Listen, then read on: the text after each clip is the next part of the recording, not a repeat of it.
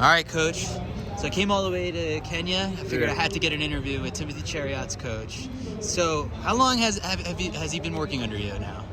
With me? Yeah. I don't know, maybe 10 years now. 10 years. I think 2015, yeah, almost 10 years. What has changed in that whole time? You've seen him through the biggest successes, and even now, I mean, it's just like the event, the 1500, continues to evolve. Yeah, I think Timothy changed the approach of championship running, particularly the 1500 meters. You've realized running used to be very tactical because people are looking at it, we've gone through the rounds, hit semis to finals, so probably we are tired. That was a perception. And if you change now, if you've seen how fast people are running in championship races, so that's one. Two, what has changed is the progress of Timothy. It's very steady and very consistent. You realize since 2014, he's made the national team for the various championships. Commonwealth. No, let's start with Africa, Senior, Commonwealth, World. And he had his chance to make the Olympic teams for the 2020 Tokyo. And every national team he's made it to the finals. And 99% success in medaling. Yeah. Yes. So, in particular, when you point to, when you started with him, I want to know, 2016 Olympics, when, my guy, Matthew Centuriot's, wins the Olympic gold medal in 350, was a big turning point for the way the 1500 is run at championships. What are the discussions among Kenyans to be like, let's not let that happen again? Yeah, I know there's a mixed feelings and disappointment for those who didn't make it, like Kenya, I think, who didn't get a medal. And of course, there's some celebrations for those who made it.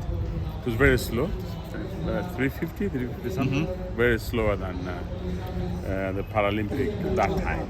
Yeah, Faith ran faster a couple weeks ago. Yeah, that's very slow. Because it was tactical. So people tend to have plans going into race. A long term, that's the strategical and the tactical. So in terms of decision making, I would leave it at that. Probably it was a lapse in decision making among the athletes. Because tactics, these are the decisions you make when you have something to do. And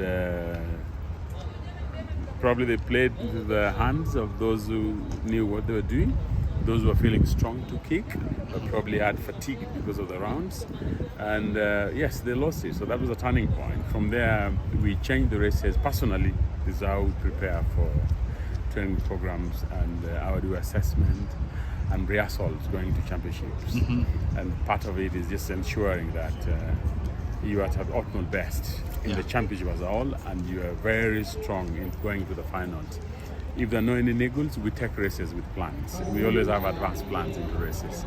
I don't fall into tactics. So tactics, that means you are open. You want to see how those people are going to react.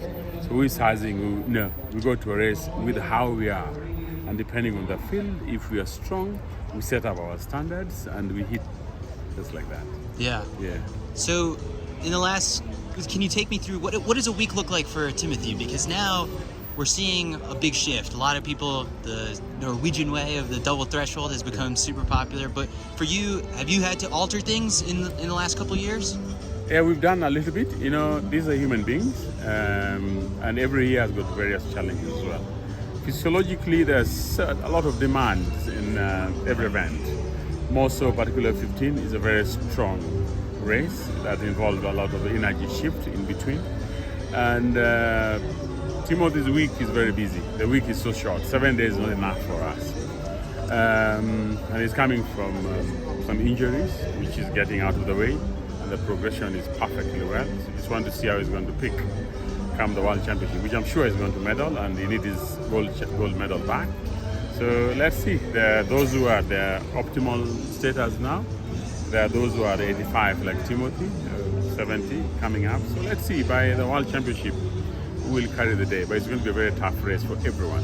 It's not a walk in the park for anybody. Diamond League is something else. Yes, it is a pointer. You can do. We went to Oslo last weekend to do a benchmark, just to see where we are. This is a deep field. This is likely going to be the World Championship field. And yes, so that is a pointer, and doing benchmarking to see which area have we not accomplished in training. What do we need to add? What are we reducing? So yeah, coaching, and those are the dynamics of coaching, just ensuring your athletes picks up when they're needed for delivery. What stuck out to you from that Oslo race that you kind of want to, refine and sharpen over the next couple of weeks? Timothy was fourth? Timothy was very close fourth. Yeah. 3:29.08, which was okay to me. That was very pleasing. I was very happy living in Tokyo, and we could talk. And you could hear from him, yes, coach, I think I need that in that area, because I need to get feedback from them, how they're feeling in their races, and which is very important. So I had to go there personally just to see and to talk to him and to have a feel. How is it? How did you run? What were the challenges? So it's a bit erratic.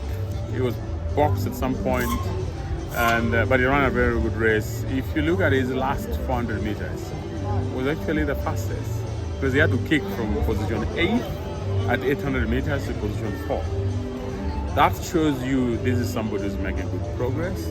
So we got work to do, we got our homework to do, and let's see what the homework will yield come a World Championship in Budapest. How do you as a coach help him through the disappointments when 2020 Olympics, it was a little unexpected for him to get beaten by Jakob for the first time, and then last year the final was a bit of a shock to a lot of people. And so when Timothy comes back from those championships, what are the conversations you two have to refocus and pick things back up? I look at athletes differently. Many people will look at them at the podium finishing, position 1, 2, and 3. I look at them from the background side. What were you having? What luggage were you carrying along with you? Socially, psychologically, and physiologically. Timothy had some issues, family issues, the kid being sick, and was having some issues with injuries as well, getting your shape back. So I don't call them disappointment. Yes, you may refer to them as disappointment if you holistically try to group them together. But if you look at where you are in the progression, and these are human factors, they're human participants. So you may not get the very best you're looking for, but as long as the progression, and this is what you need to do, is how do you manage victory, and how do you manage the so-called disappointment if you didn't get what you were expecting. You go back and work out. And at the end of the day, these are sports.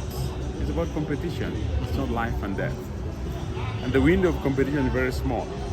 And if you look at the consistency of Timothy from 2014 to 2023, then you'll say he's a great middle distance athlete. Mm-hmm. Yeah. By all standards. Yeah. How many times has he beaten Jakob? 11 times. Yeah. Actually 12 if I count the Diamond League before. Yeah. Timothy is a 5-time Diamond League winner from 2016. He only lost last year to a second position. And he has been to all final Diamond League. So if you look at the consistency, if we're looking at the consistency, however competitions, any other competition is momentous. People look at the man of the day, but you forget about yesterday. So if you are, depending on what you're looking at in athletics, I look at longevity and the satisfaction they get from that. Mm-hmm. Not the monetary side of it. Right. Not who is beating you today. Have a deeper field. You're a contentious person and you're enjoying the race.